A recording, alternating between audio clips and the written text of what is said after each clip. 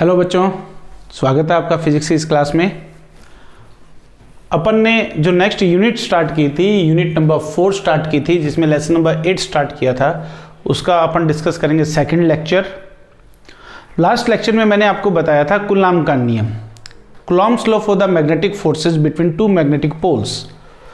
दो चुंबकीय ध्रुवों के मध्य चुंबकीय बल के लिए कूलॉम का नियम मैंने आपको बताया था, F is equal to mu naught upon 4 pi m1 m2 upon r square.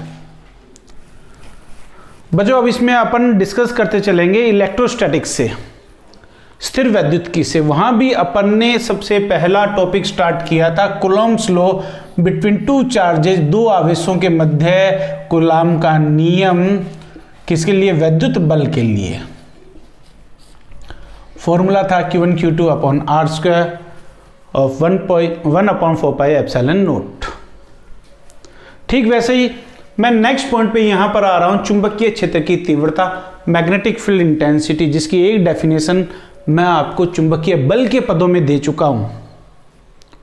इससे पहले वाले चैप्टर में अपन ने डिस्कस किया था कि अधिकतम चुंबकीय बल, मैक्सिमम मैग्नेटिक फोर्स, कब? व्हेन यूनिट चार्ज, जब एकांक आवेश 1 मीटर पर सेकंड की वेग से चुंबकीय क्षेत्र के लंबवत प्रवेश करे तो उस पर कार्यरत अधिकतम चुंबकीय बल किसके बराबर होता है? चुंबकीय क्षेत्र की तीव्रता के बराबर होता है। When a unit charge is enters with a speed of 1 meter per second perpendicular to the magnetic field, then the maximum magnetic force on it is named by magnetic field intensity। ये एक definition मैं वहां आपको बता चुका हूं। अब हम दूसरी डेफिनेशन डिस्कस करेंगे कंपेयर करते हुए इलेक्ट्रोस्टैटिक्स को। जैसे इलेक्ट्रोस्टैटिक्स में E इज इक्वल टू आपको बताया था F upon q naught. Q naught की वैल्यू मैंने लिखी थी +1, then E is equal to F। एकांक धनावेश यूनिट पॉजिटिव चार्ज पर जो इलेक्ट्रिक फोर्स होता है, that is electric field intensity, एकांक धनावेश पर लगने वाला विद्युत बल विद्युत क्षेत्र की तीव्रता के बराबर होता है। ठीक वैसे ही यहां अपन डिस्कस करेंगे से B is equal to F upon small m। m यहां पर अपन लेंगे क्या? If m is equal to +1 हो तब देन ये आ जाएगा B is equal to F से एकांक प्राबल्यता प्लस होनी चाहिए। प्लस प्राबल्यता कौन से ध्रुव की होती है? उत्तरी ध्रुव की होती है, फॉर द नॉर्थ पोल। से unit pole strength of north pole. F क्या है? मैग्नेटिक फोर्स, चुंबकीय बल। मैं कैसे डिफाइन करूंगा? चुंबकीय क्षेत्र की तीव्रता का मान बराबर है चुंबकीय बल के, किस पर लग रहा है? एकांक प्राबल्यता के उत्तरी ध्रुव पर। यानी एकांक प्राबल्यता के उत्तरी ध्रुव पर। उत्तरी ध्रुव क्यों लिया है? क्योंकि उसकी पोल स्ट्रेंथ क्या होती है? पॉजिटिव। एकांक प्राबल्यता के उत्तरी ध्रुव पर कार्यरत चुंबकीय बल किसके बराबर होता है? चुंबकीय क्षेत्र की तीव्रता के बराबर होता है। Magnetic pole strength of north pole से unit magnetic pole strength of north pole when experience the magnetic force that is equal to magnetic field intensity, or also we say magnetic force on a north pole having a unit pole strength is equal to magnetic field intensity। बात करते हैं इसकी unit की। यदि मैं unit की बात करूं, सेम वही 5 यूनिट बताई थी वहां भी आपको। यूनिट्स क्या क्या बताई थी? आपको बताई थी वेबर पर मीटर स्क्वायर, आपको यूनिट बताई थी टेस्ला, न्यूटन पर एम्पियर मीटर, एसआई सिस्टम में थी। यदि मैं बात करता हूं सीजीएस सिस्टम में, देन इट इज गॉस, और फिर बताई थी मैक्सवेल पर सेंटीमीटर स्क्वायर। ये यूनिट्स आपको ध्यान रखनी है, यूनिट में कोई चेंज नहीं है। बात करते हैं मैग्नेटिक फील्ड इंटेंसिटी के फॉर्मूले की, तो कूलॉम्स लॉ कहता है F की वैल्यू है mu naught upon 4 pi m1 m2 upon r square, तो इंटेंसिटी आ जाएगी B is equal to mu 0 upon 4 pi एक m से एक m कैंसिल हो जाएगा, m/r²। यदि वेक्टर फॉर्म में लिखूंगा तो ये आ जाएगा vector b is equal to μ0/4 m/r², r cap. से equation number first, equation number second ये उसी फॉर्मूले के इक्वल है, सिमेट्रिकल है, समान है, जो कि इलेक्ट्रोस्टैटिक्स में अपन ने पढ़ा था, E is equal to KQ/r²। यहां पर है μ0/4 m/r²। यहां मैग्नेटिक फील्ड इंटेंसिटी एक वेक्टर क्वांटिटी है, इसकी डायरेक्शन जैसे इलेक्ट्रिक फील्ड इंटेंसिटी की डायरेक्शन किधर से किधर ली जाती है, प्लस चार्ज से माइनस चार्ज की तरफ, ठीक वैसे ही प्लस पोल स्ट्रेंथ से माइनस पोल स्ट्रेंथ की तरफ। यानी मैं लिखूंगा जो दिशा ली जाती है, जो डायरेक्शन ली जाती है, that is from north pole, उत्तरी ध्रुव से साउथ पोल की तरफ, यानी दक्षिणी ध्रुव की तरफ। तीन बातें बताई है। एकांक प्राबल्यता के उत्तरी ध्रुव पर कार्यरत चुंबकीय बल चुंबकीय क्षेत्र की तीव्रता के बराबर। Magnetic force on north pole having unit pole strength is equal to magnetic field intensity. Second one its unit, इसके मात्रक। थर्ड वन इसका फॉर्मूला μ0/4 m/r², r कैप, और इसकी डायरेक्शन, इसकी दिशा उत्तरी ध्रुव से दक्षिणी ध्रुव की तरफ, नॉर्थ पोल से साउथ पोल की तरफ। इसी में नेक्स्ट डेफिनेशन अपन डिस्कस करेंगे, नेक्स्ट नया टॉपिक अपन डिस्कस करेंगे मैग्नेटिक मोमेंट, चुंबकीय आघूर्ण।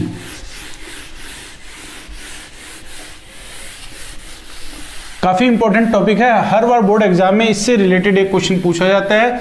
इस चैप्टर की वेटेज 3 नंबर की है, ज्यादा चांसेस 1 लाइन क्वेश्चन बनने की रहते हैं। एक नंबर की वेटेज का क्वेश्चन और एक 2 नंबर की वेटेज का क्वेश्चन। अपन बात कर रहे हैं यहां पर से magnetic dipole and dipole moment, यानी चुंबकीय द्विध्रुव व द्विध्रुव आघूर्ण।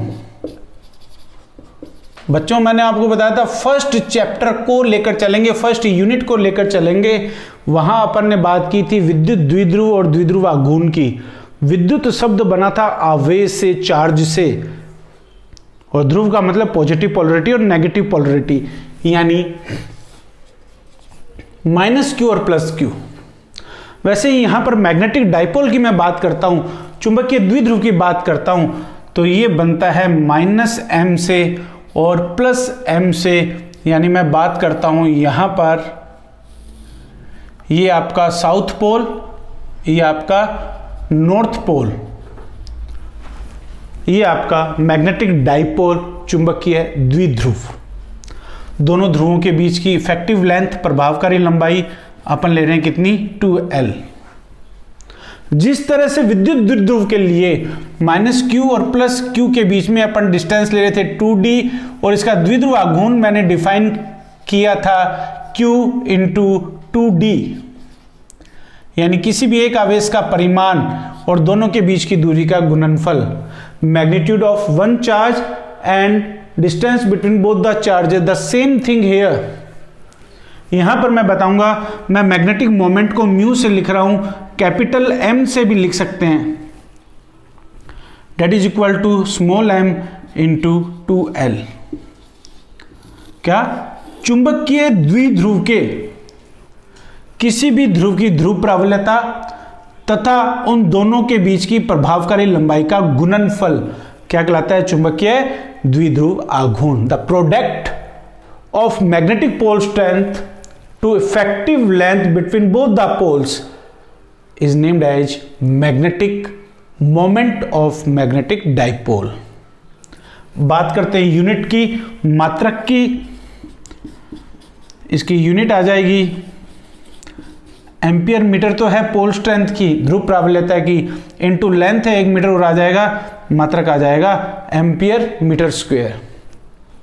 डेफिनेशन फिर बता रहा हूं, चुंबकीय ध्रुव पर स्थित ध्रुव की ध्रुव प्राबल्यता तथा दोनों ध्रुवों के बीच की प्रभावकारी लंबाई का गुणनफल क्या कहलाता है, चुंबकीय द्विध्रुव आघूर्ण। It is equal to product of pole strength of any pole to distance between both the magnetic poles is defined by the magnetic dipole moment and its unit is ampere metre square. इसका मात्रक आ जाएगा ampere metre square. इसके कई सारे cases हैं, अपन सबसे पहला case ले रहे हैं जो स्पेशल केस इससे रिलेटेड है। विशिष्ट स्थितियां नंबर फर्स्ट, जब चुंबकीय द्विध्रुव को इसकी लंबाई के अनुदिश दो बराबर भागों में काटा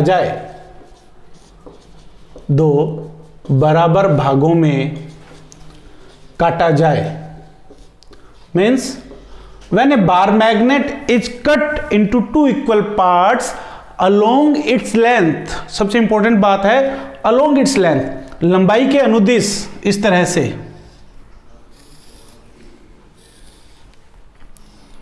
ये बार मैग्नेट, ये साउथ पोल, ये north pole, pole strength plus m, pole strength minus m, दोनों के बीच की इफेक्टिव लेंथ 2l।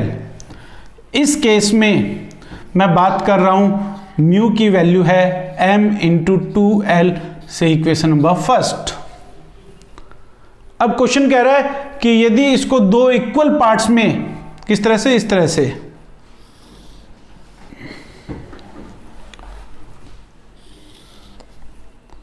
यदि बार मैग्नेट को इसकी लेंथ के अलोंग दो इक्वल पार्ट में कट किया जाए, डेट मीन्स प्रत्येक पार्ट की जो पोल स्ट्रेंथ है वो कितनी हो जाएगी, m/2 बट जो इफेक्टिव लेंथ है वो कितनी रहेगी, 2l रहेगी। इस केस में जो मैग्नेटिक मोमेंट है, जो द्विध्रुव आघूर्ण है, किसके इक्वल होगा, m/2 into 2l। m into 2l कितना है, μ/2, यानी जो चुंबकीय आघूर्ण है, जो मैग्नेटिक मोमेंट है, वो पहले का कितना रह जाएगा, आधा रह जाएगा, हाफ हो जाएगा। इसी का सेकंड केस यदि मैं डिस्कस करते हुए चलूं, सेकंड केस क्या है कि यदि किसको, बार मैग्नेट को, दंड चुंबक को लंबाई के लंबवत दो बराबर भागों में काटा जाए, when the bar magnet is cut into two equal parts perpendicular to its length, इस तरह से, south pole, north pole plus m minus m, perpendicular distance है 2l, ये इसकी लेंथ है, इसके परपेंडिकुलर, यानी इस तरह से, तो जो प्रत्येक पार्ट की लेंथ है वो कितनी हो जाएगी, l हो जाएगी। यानी इस केस में प्रत्येक पार्ट के लिए जो मैग्नेटिक मोमेंट है वो आएगा m इंटू l, ऊपर नीचे 2 से गुना करेंगे तो इस केस में भी ये आ जाएगा μ/2। That means the magnetic moment remains half of its original position, कि जो चुंबकीय आघूर्ण का मान है वो पहले का कितना हो जाएगा, आधा हो जाएगा। थर्ड केस जो कि बोर्ड एग्जाम में कई बार पूछा जा चुका है, वो पूछा गया है कि दंड चुंबक को यदि r त्रिज्या के अर्धवृत्त में मोड़ा जाए, when a bar magnet is bent into form a semicircular loop having radius r। से नंबर थर्ड, जब दंड चुंबक को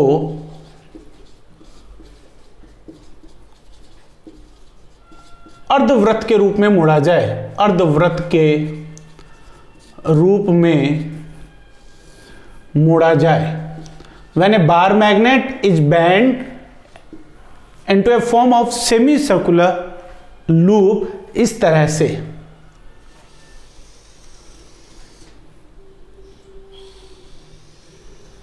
ये बार मैग्नेट को अपन ने बैंड कर दिया है, से नॉर्थ पोल से साउथ पोल, ये इसकी लंबाई गिवन है कितनी, 2l, ये इसकी इफेक्टिव लेंथ है। इस केस में जो मैग्नेटिक मोमेंट आएगा डेट इज से mu dash is equal to m into effective length. Effective length इसका डायमीटर, यदि मैं इसकी रेडियस कितनी लूं r, तो डायमीटर कितना आ जाएगा 2r। Equation number first. Radius अपन ने एज्यूम की है, रेडियस की वैल्यू हमें कैलकुलेट करनी पड़ेगी, लिखेंगे परंतु अपन बात करें इस सेमी सर्कल की जो सरकमफेरेंस है, जो अर्धवृत्त की परिधि है, वो कितनी होगी, से 2l is equal to pi r, और इससे r की वैल्यू आपके पास क्या आ जाएगी 2l अपॉन पाई से equation number second. By equation first and second value put करेंगे r की, mu dash is equal to m into 2 into 2l upon pi. m into 2l कितना आ जाएगा, मैग्नेटिक मोमेंट, से mu dash is equal to 2 mu upon pi, यानी जो magnetic moment है वो कितना आ जाएगा 2 म्यू अपॉन पाई आ जाएगा। कुछ बुक्स में कैपिटल M लिखा गया है, म्यू को मैंने यहाँ मैग्नेटिक मोमेंट म्यू लिया है, तो आपका ये मैग्नेटिक मोमेंट का फॉर्मूला, ये केस बोर्ड एग्जाम में पूछा जा चुका है कि जब बार मैग्नेट को एक सेमी सर्कल के फॉर्म में बेंड किया जाए। इसी से रिलेटेड फोर्थ केस है, ये भी बोर्ड एग्जाम में 1 लाइन क्वेश्चन पूछा जा चुका है इन द डायग्राम फॉर्म।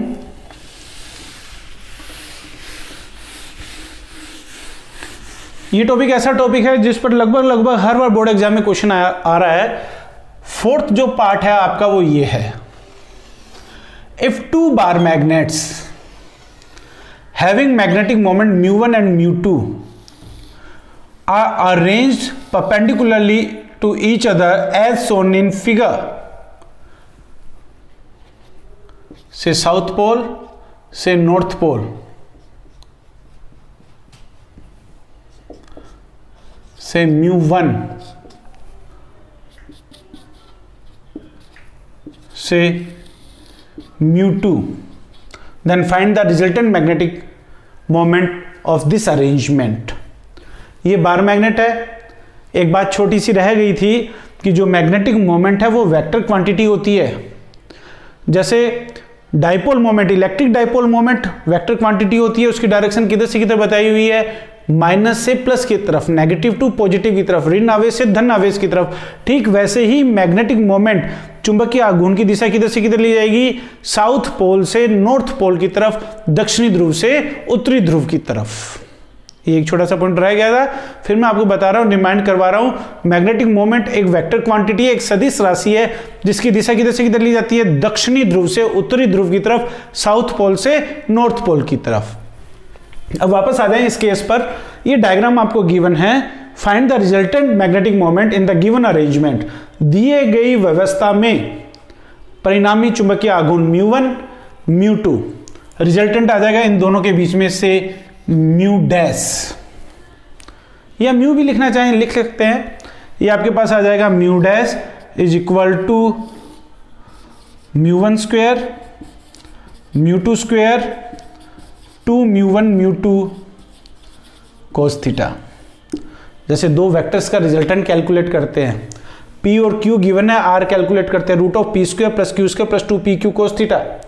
ठीक वैसे ही वेयर थीटा की वैल्यू, दोनों के बीच में एंगल 90 डिग्री है, एक दूसरे के परपेंडिकुलर रेंज है, cos 90 की वैल्यू कितनी होती है, 0 होती है, तो mu dash is equal to आ जाएगा root of mu1 square mu2 square. यदि mu1 और mu2 सेम दिए गए हों, सपोज म्यू के, तो ये रिजल्ट आपके पास आ जाएगा mu dash is equal to root of 2 mu. Confuse होने की कहीं जरूरत नहीं है, म्यू की जगह कैपिटल M भी लिया जाता है कुछ बुक्स में। अपन ने यहां मैग्नेटिक मोमेंट को, चुंबकीय आघूर्ण को किससे लिखा है, म्यू से लिखा है। ये आपके केस हुए हैं 4। अभी इसके 2 केस और बाकी हैं। नेक्स्ट केस जो अपन डिस्कस करेंगे वो डिस्कस करेंगे कक्षीय इलेक्ट्रॉन के लिए चुंबकीय आघूर्ण, और उससे भी पहले है कोई भी जो धारावाही वृत्ताकार लूप है, जैसा कि इससे पहले वाले चैप्टर में ये पॉइंट आपका आया था, कोई भी करंट कैरिंग लूप है, उस करंट कैरिंग लूप के लिए जो मैग्नेटिक मोमेंट है उसके बारे में डिस्कस करेंगे। अपन बात करें किसी भी धारावाही लूप का चुंबकीय आघूर्ण,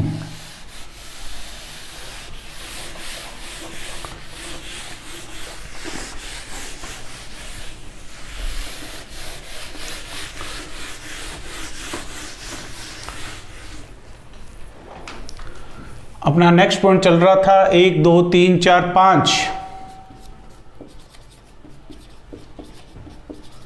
धारावाही लूप का चुंबकीय आघूर्ण, magnetic moment of a current carrying loop, current carrying circular loop कह सकते हैं, धारावाही वृत्ताकार लूप कह सकते हैं।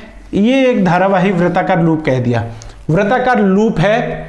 वृत्ताकार लूप के लिए अपन बात कर रहे हैं करंट की। सबसे पहली बात, यदि किसी भी सब्सटेंस में चुंबकीय आघूर्ण है तो यह कब पॉसिबल है? जब वो चुंबक होगा। और चुंबक कब होगा? जब उसके दो ध्रुव होंगे, नॉर्थ पोल और साउथ पोल। अब यहां पर मैं बात कर रहा हूं इस सर्कुलर लूप की, इसमें करंट फ्लो हो रही है। बच्चों मैंने आपको बताया था जिस तरफ से अपन देख रहे हैं इस सर्कुलर लूप को एन और एस बना दें, ये बन रहा है एन की डायरेक्शन में करंट है, यानी एंटी क्लॉकवाइज है, यानी वामावर्त दिशा में धारा बह रही है। तो ये लूप का ये जो तल है ऊपर वाला, ये उत्तरी ध्रुव की तरफ व्यवहार करेगा, और यदि नीचे से देखेंगे तो धारा होगी दक्षिणावर्त दिशा में, क्लॉकवाइज में। वो कैसा लूप होगा, कैसा ध्रुव होगा? साउथ पोल होगा, यानी इसके दो पोल होंगे। यदि इस लूप में फेरों की संख्या n है, लूप में फेरों की संख्या, नंबर ऑफ टर्न्स कितना है? कैपिटल N, धारा यानी करंट I, वह लूप का क्षेत्रफल यानी एरिया ऑफ लूप A है, तब इसका चुंबकीय आघूर्ण मैग्नेटिक मोमेंट, इसको मैं लिखूंगा mu is equal to product of NIA। यानी किसी भी धारावाही लूप का जो चुंबकीय आघूर्ण है वो उसमें फेरों की संख्या, प्रवाहित धारा तथा क्षेत्रफल के गुणनफल के बराबर होता है। The magnetic moment of a current carrying circular loop is equal to product of number of turns to current to the area. Vector quantity है, यहां इसकी जो डायरेक्शन ली जाती है वो एरिया की डायरेक्शन में ली जाती है। यदि इसको वेक्टर फॉर्म में लिखूं, सदिश रूप में लिखूं, mu is equal to NIA। Area की डायरेक्शन होती है लूप के तल के लंबवत, वही डायरेक्शन होगी किसकी? चुंबकीय आघूर्ण की। ये आपका 5वां पॉइंट। बात करते हैं छठे पॉइंट की। सबसे इंपॉर्टेंट पॉइंट है कक्षीय इलेक्ट्रॉन का चुंबकीय आघूर्ण। आप अल्टरनेट ईयर से बोर्ड एग्जाम के क्वेश्चन पेपर को देख लें, क्वेश्चन पूछा गया कक्षीय इलेक्ट्रॉन का चुंबकीय आघूर्ण। Magnetic moment of A orbital electron, magnetic moment of A orbital electron, यानी यदि अपन बात करें किसी भी एटम की, किसी भी एटम में जो इलेक्ट्रॉन हैं वो न्यूक्लियाई के चारों तरफ किस पाथ पे मूव करते हैं? सर्कुलर पाथ पे मूव करते हैं। किस तरह से? इस तरह से। ये एटम का न्यूक्लियाई नाभिक, किसी भी परमाणु के नाभिक के चारों ओर जो इलेक्ट्रॉन हैं वो किस कक्षा में गति करते हैं? वृत्ताकार कक्षा में गति करते हैं। इलेक्ट्रॉन्स रिवॉल्व कर रहे हैं, यानी इसमें अपन बात कर लेते हैं कि जो इलेक्ट्रॉन है वो यूं गति कर रहे हैं। किस वेग से गति कर रहे हैं? v वेग से गति कर रहे हैं। v स्पीड से, v वेलोसिटी से मूवमेंट कर रहे हैं, सर्कुलर पाथ पर कर रहे हैं। इलेक्ट्रॉन मूव कर रहे हैं ना, तो करंट की डायरेक्शन ये हो गई, कितनी हुई? I, इलेक्ट्रॉनों की गति की दिशा के in opposite direction to the electron.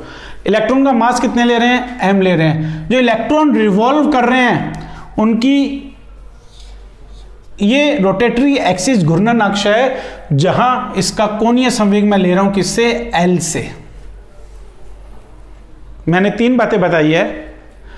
परमाणु में जो इलेक्ट्रॉन है वो नाभिक के चारों ओर वृत्ताकार कक्षा में चक्कर लगा रहा है। कक्षा की त्रिज्या अपन ले रहे हैं r, रेडियस r ले रहे हैं, द्रव्यमान m ले रहे हैं, वेलोसिटी कितनी ले रहे हैं? v ले रहे हैं। इसमें बहने वाली धारा कितनी है, I। और एक्सिस के अबाउट जो एंगुलर मोमेंटम की मैं बात करूं तो एंगुलर मोमेंटम आता है, कोणीय संवेग आता है, कोणीय संवेग, जिसको मैं लिख रहा हूं L से, that is equal to mvr, equation number first से एंगुलर मोमेंटम। अब मैं बात करूं जिस कक्षा में इलेक्ट्रॉन गति कर रहा है वो कक्षा कैसा बन गया, एक धारावाही लूप बन गया। और धारावाही लूप का कुछ ना कुछ क्या होगा, चुंबकीय आघूर्ण होगा। अपन बात करें इलेक्ट्रॉन के लिए, इस इलेक्ट्रॉन को क्या नाम देंगे, कक्षीय इलेक्ट्रॉन के लिए, कक्षीय इलेक्ट्रॉन के लिए जो धारावाही लूप बन रहा है, इस लूप का चुंबकीय आघूर्ण से mu. For the revolving electron, for the orbital electron, जो लूप का मैग्नेटिक मोमेंट है उसका फॉर्मूला जस्ट अभी मैंने बताया है, NIA, इक्वेशन नंबर इसको मैं दे देता हूं 2। इन दिस लूप लिखेंगे वेयर, जहां n लूप में, इस कक्षा में नंबर ऑफ टर्न्स कितने हैं, फेरों की संख्या कितनी है, 1 है। एरिया A, क्षेत्रफल, लूप वृत्ताकार है, इसका क्षेत्रफल कितना है, πr², समीकरण नंबर 3, इक्वेशन नंबर 3।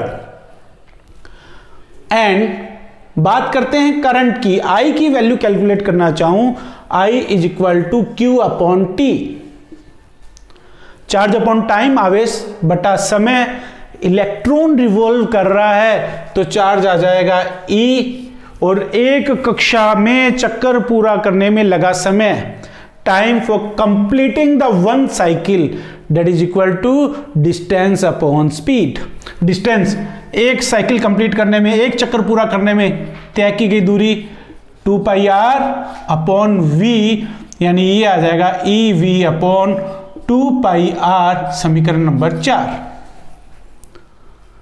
कुछ भी नहीं करना है, n की वैल्यू कैलकुलेट कर ली, I कैलकुलेट कर लिया, A कैलकुलेट कर लिया, वैल्यू पुट करें इक्वेशन नंबर 2 में,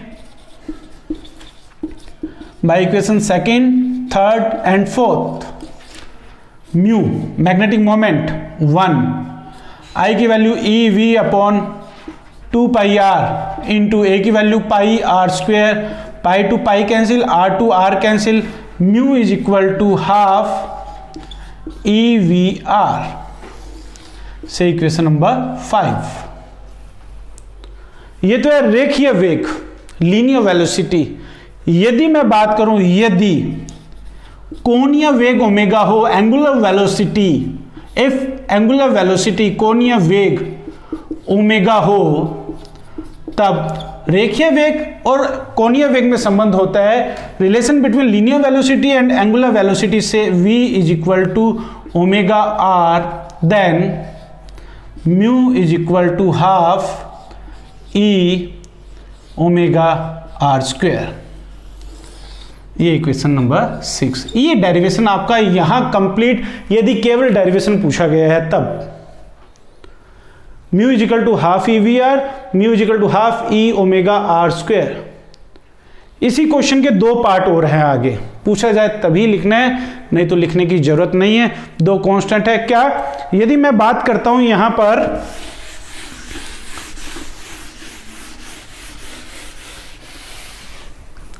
इक्वेशन नंबर फर्स्ट की, क्या, by equation first VR is equal to L upon M, समीकरण 1 से VR बराबर L बटा M का मान 5 में रखने पर, 5 में रखने पर ये आपके पास आ जाएगा mu is equal to half EL upon M। तब इससे आपके पास आ जाएगा mu upon L is equal to E upon 2M। E की वैल्यू पुट करेंगे 1.6 इंटू 10⁻⁹, M का मान इलेक्ट्रॉन के लिए 9.1 गुना 10⁻31। तब ये कांस्टेंट वैल्यू है और इसका मान आता है 8.8 गुना 10⁻10 कूलाम प्रति किलोग्राम, एक कांस्टेंट वैल्यू आती है। ये जो कांस्टेंट है इसको कहते हैं, इसे कहते हैं घूर्णी नियतांक, इसे घूर्णी नियतांक कहते हैं। इसका मान आपसे पूछा जाता है जायरो मैग्नेटिक कांस्टेंट, चुंबकीय घूर्णी नियतांक, जायरो मैग्नेटिक कांस्टेंट, जिसकी value E/2m that is equal to 8.8 into 10⁻10 coulomb पर किलोग्राम आपको याद रखना है। इसी से रिलेटेड एक छोटा सा पॉइंट है, क्या बोर के क्वांटम प्रतिबंध से, बोर के क्वांटम प्रतिबंध से,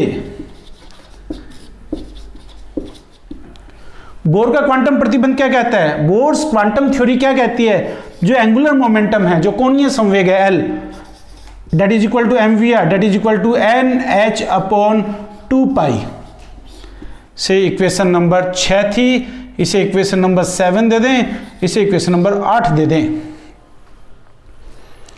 यदि इस इक्वेशन को अपन यूज में लेते हैं इक्वेशन नंबर 5 में बाय इक्वेशन 5 एंड 8, और चाहे मैं यहां पर बात करता हूं तो एक ही बात है, इक्वेशन 7 में भी अपन यूज में ले सकते हैं। तो ये आपके पास आ जाएगा mu is equal to half ENH/2πm। यहां से VR की वैल्यू m इधर ले जाऊंगा, NH/2πm इस इक्वेशन में VR की जगह पुट की है, या ये फॉर्मूला आपके पास आ जाएगा mu is equal to n EH/4πm। यदि n इज इक्वल टू 1 हो, if n is equal to 1 then mu is equal to EH/4πm, इसको अपन लिखते हैं म्यू बी से। ये एक नई टर्म है mu B that is Bohr magneton. Mu B क्या है, बोर मैग्नेटोन लिखेंगे यहां पर, जहां म्यू बी इसका मान होता है, वैल्यू पुट करेंगे, EH प्लैंक कांस्टेंट है, m की वैल्यू, पाई की वैल्यू, तो ये आपके पास आएगी 9.27 इंटू 10⁻24 एम्पियर मीटर स्क्वायर। क्या कहलाता है, बोर मैग्नेटोन। ये वैल्यू आपको डायरेक्ट याद रखनी है। बोर मैग्नेटोन का मान लिखिए तो 9.27 गुना 10⁻24 एम्पियर मीटर स्क्वायर। क्वेश्चन पूछा जा सकता है बोर मैग्नेटोन क्या है, it is a natural unit of magnetic moment, चुंबकीय आघूर्ण का प्राकृतिक मात्रक है। अब आपको कह दे इसकी परिभाषा दो, इसको डिफाइन करो। n इज इक्वल टू 1 के लिए जो म्यू आया है that is equal to mu B, क्या कि किसी भी परमाणु की सबसे अंदर वाली कक्षा के लिए, इनर मोस्ट ऑर्बिट के लिए, सबसे आंतरिक कक्षा के लिए जो न्यूनतम चुंबकीय आघूर्ण है वो किसके बराबर होगा, बोर मैग्नेटोन के बराबर होगा। क्या, नाभिक के चारों ओर सबसे आंतरिक कक्षा में परिक्रमण करते हुए इलेक्ट्रॉन के लिए न्यूनतम चुंबकीय आघूर्ण उसके बोर मैग्नेटोन के बराबर होता है। Bohr magneton is defined by the minimum magnetic moment for the electron revolving in innermost orbit, that is the Bohr magneton. तो बच्चों ये आपका काफी बड़ा टॉपिक है। ये टॉपिक यदि पूछा जाता है यहां से डेरिवेशन तो यहीं पे कंप्लीट करना है, और यदि आपसे घूर्णी नियतांक के बारे में पूछे तो यहां पर कंप्लीट कर दें, वैल्यू पूछ लें, वैल्यू लिख दें, और ये आपका बोर मैग्नेटोन। नेक्स्ट क्लास में बच्चों अपन स्टार्ट करेंगे किसी भी दंड चुंबक के लिए उसकी अक्ष प्रतिवर्ता का व्यंजक, निरक्ष प्रतिवर्ता का व्यंजक, यानी एक्सियल लाइन पर, इक्वेटर लाइन पर मिलेंगे नेक्स्ट क्लास में। Thank you very much.